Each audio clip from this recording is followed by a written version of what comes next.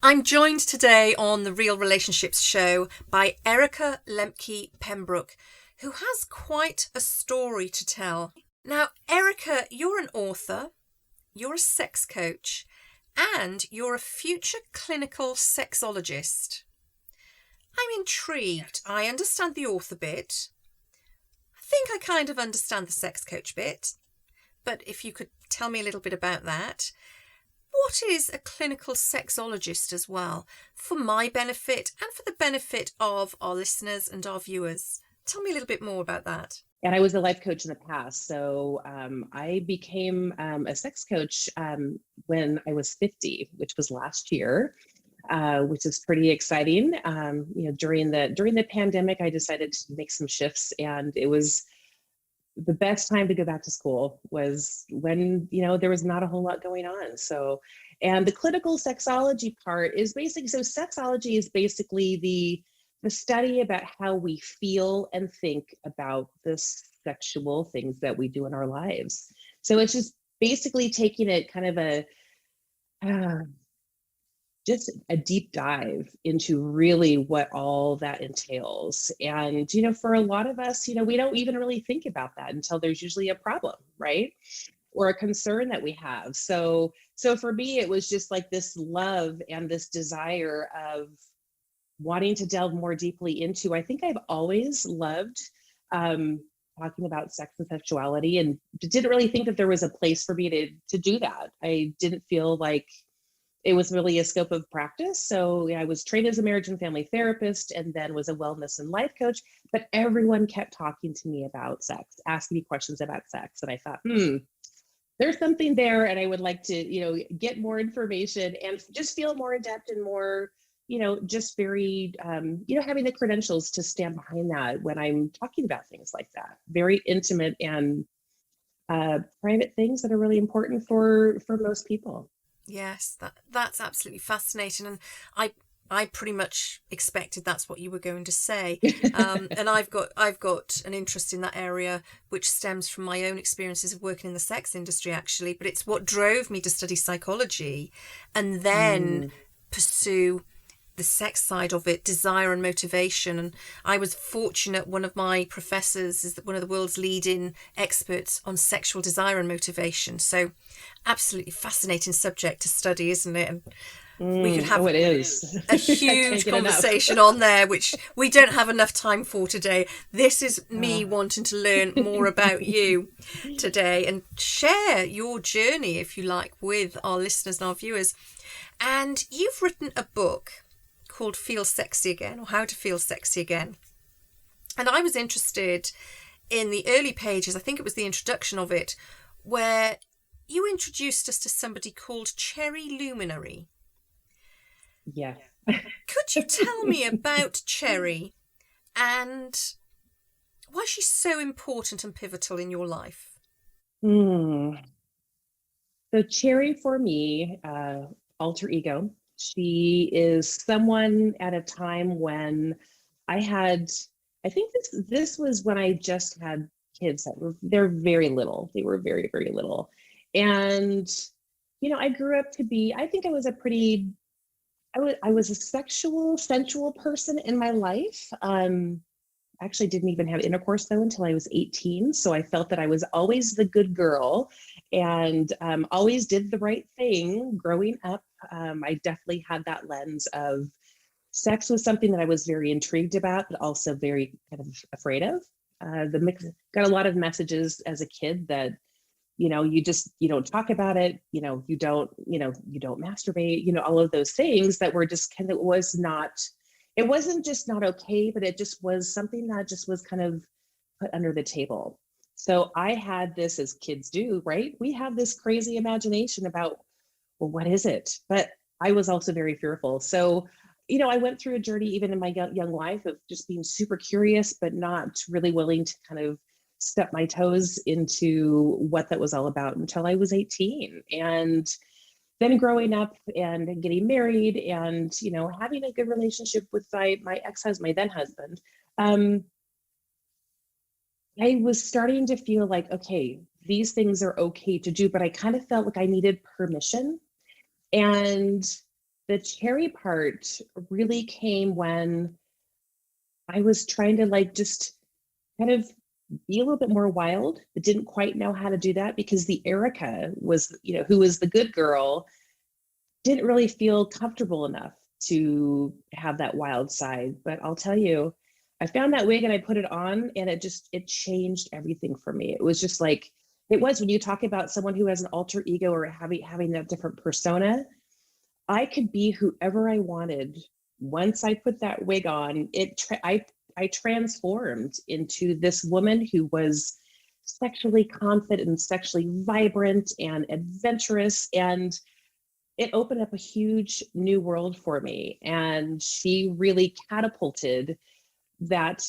That was Those feelings were in there, it was innate for sure, but I needed to give myself permission, and Cherry allowed me to do that, to really just own my sexuality in its entirety. And I flourished with Cherry.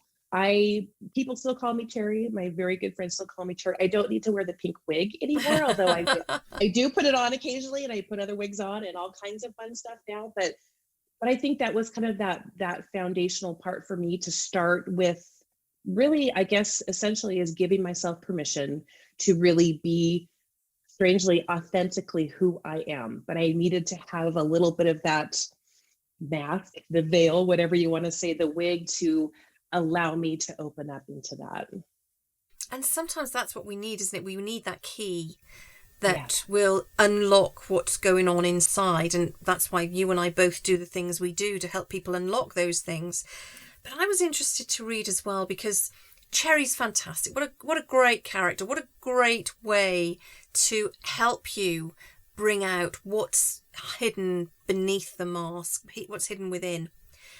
But you also said there was a time, and I know I can relate to this, so many of the women I work with relate to this, and I think so many women generally relate to this, not just the women that you and I work with, where you feel that almost life has passed you by, and you talk about being unseen.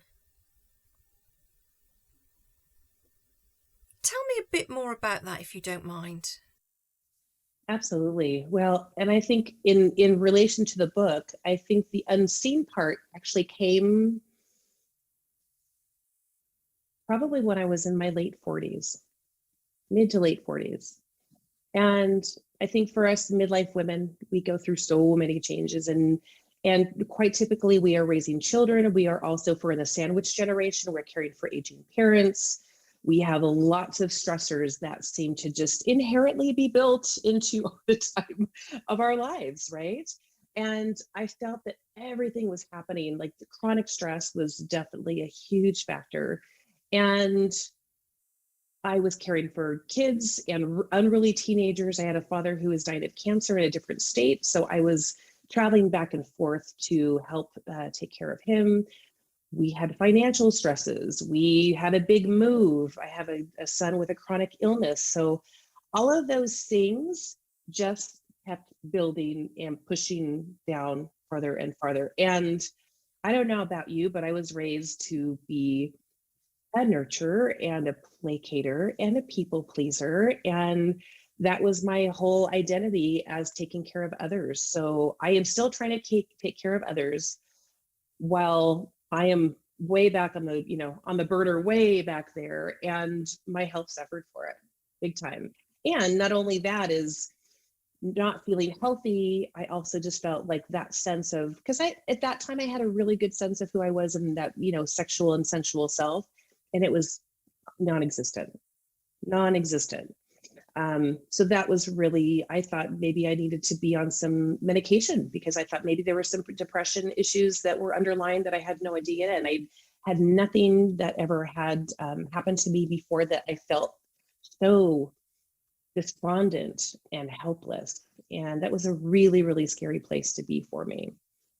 And I feel like, an eat, pray, love moment. And I said, it sounds so trite, but I felt like for months I was on the floor, I was just crying at the drop of a hat. I was just irritable, and I just lost my sense of self, and my libido was out. I had no libido whatsoever.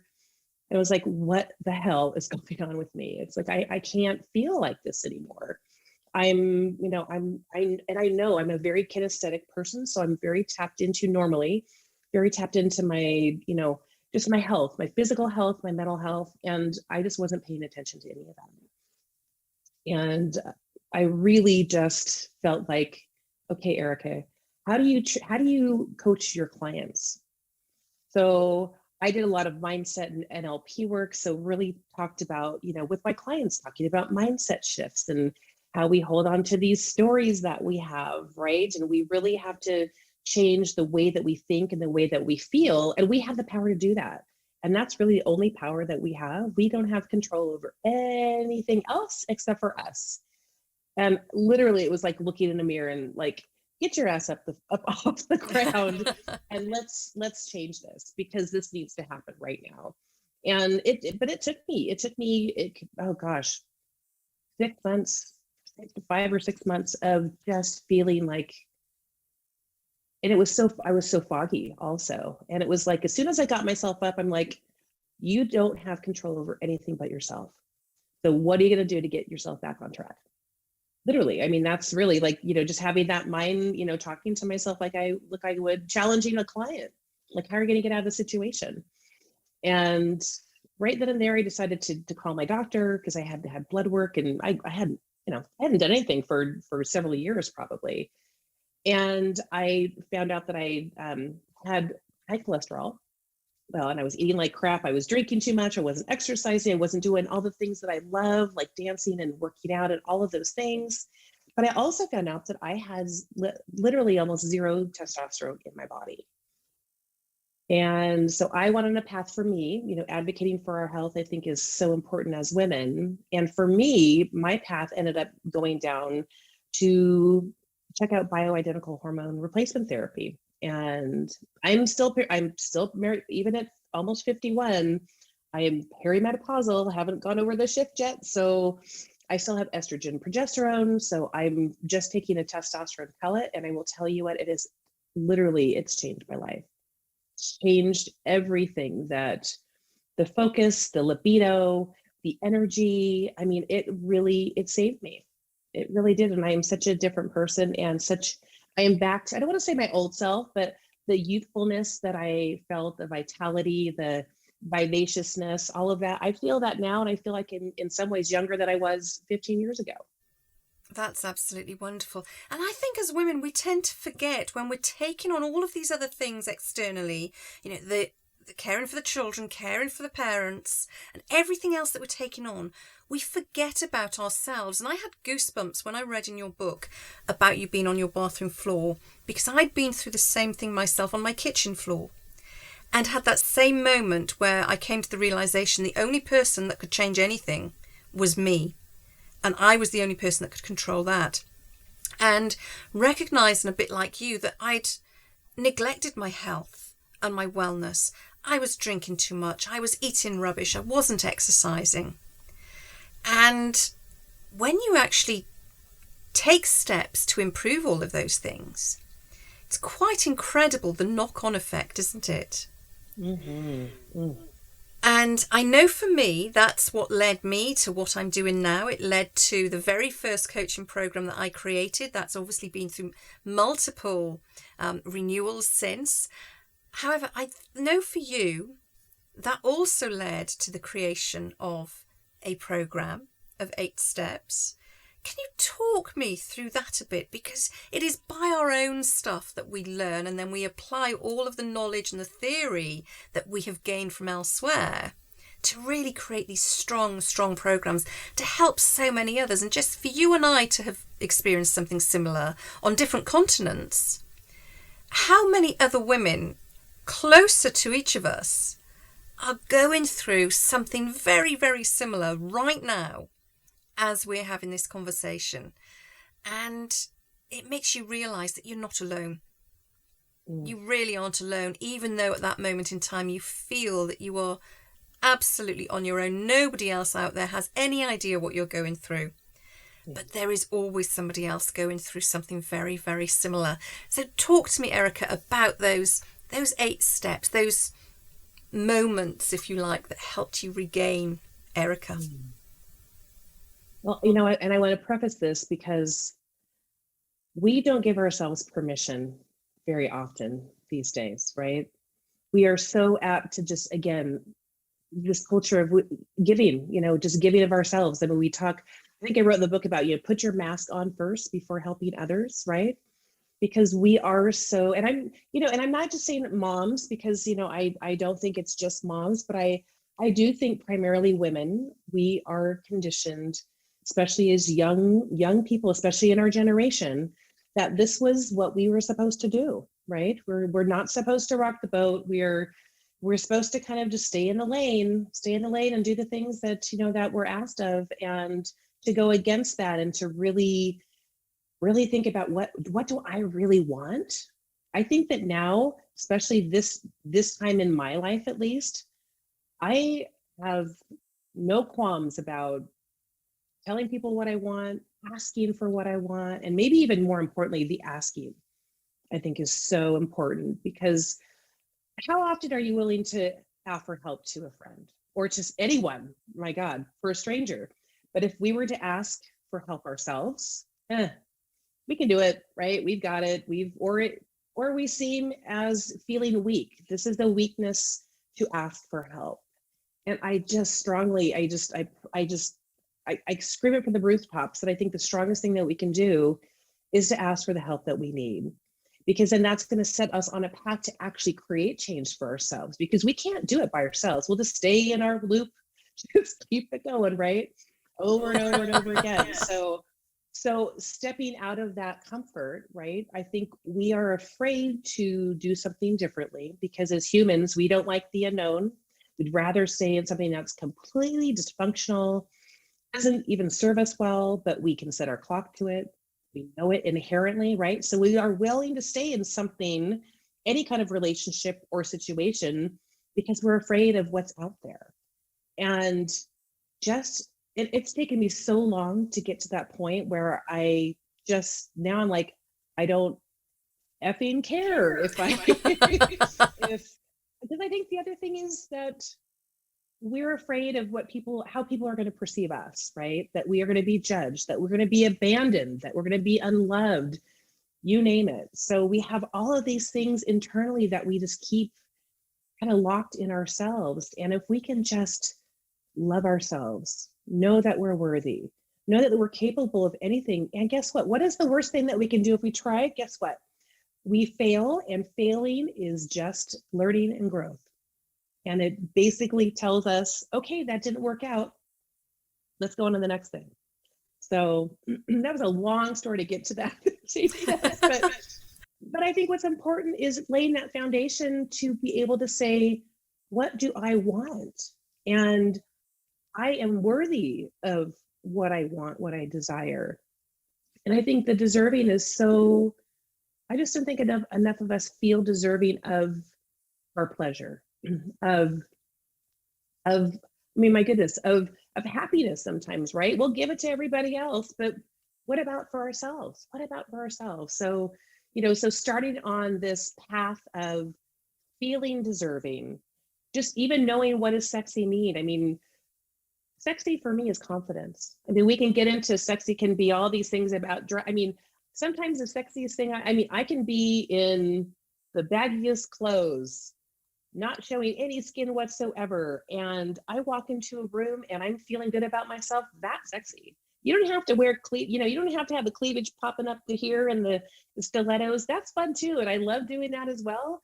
But I think that whatever that means for you, whatever that internal sense of, because it doesn't matter who's out there, how they perceive you. I mean, they're going to perceive you however they're going to, but it really is, how do you feel about yourself in that moment to moment?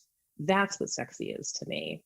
And that's confidence, that's carrying yourself, that's loving yourself, and that's being authentic in who you are in your skin, no matter what skin it is, and no matter what goal we're trying to achieve. I mean, so many clients, I used to work for a weight loss and fitness retreat.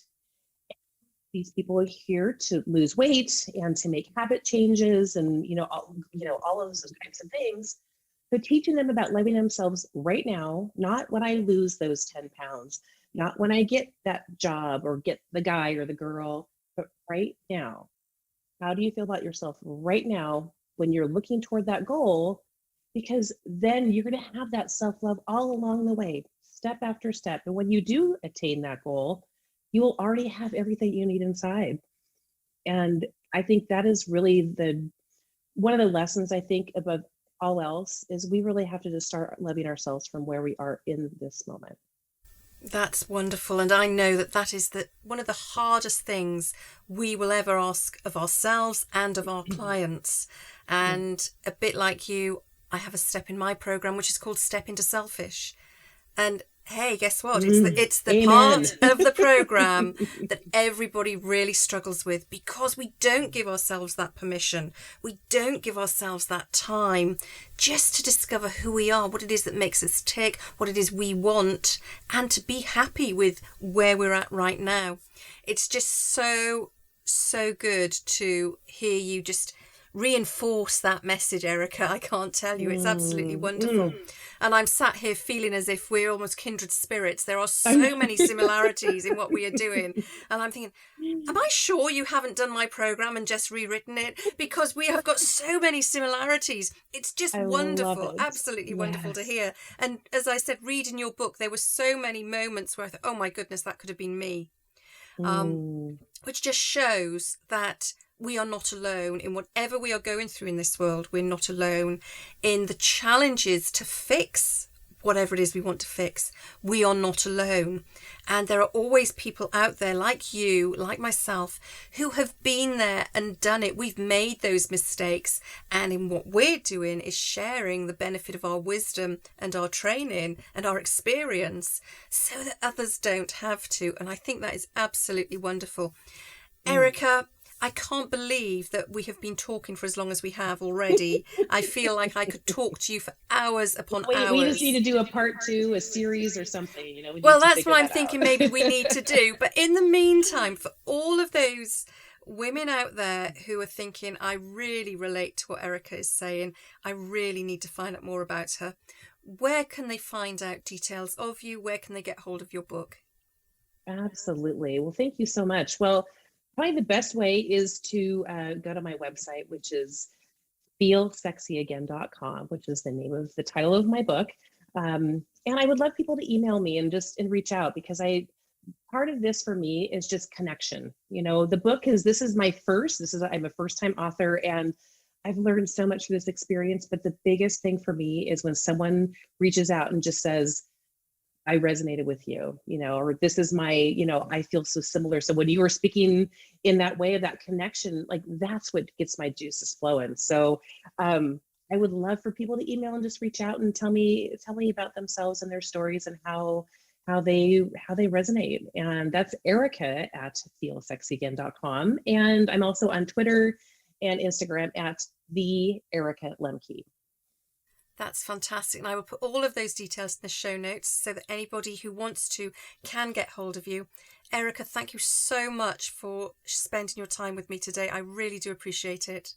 It's such a pleasure. Thank you so much, Deb. I can't wait to talk with you again.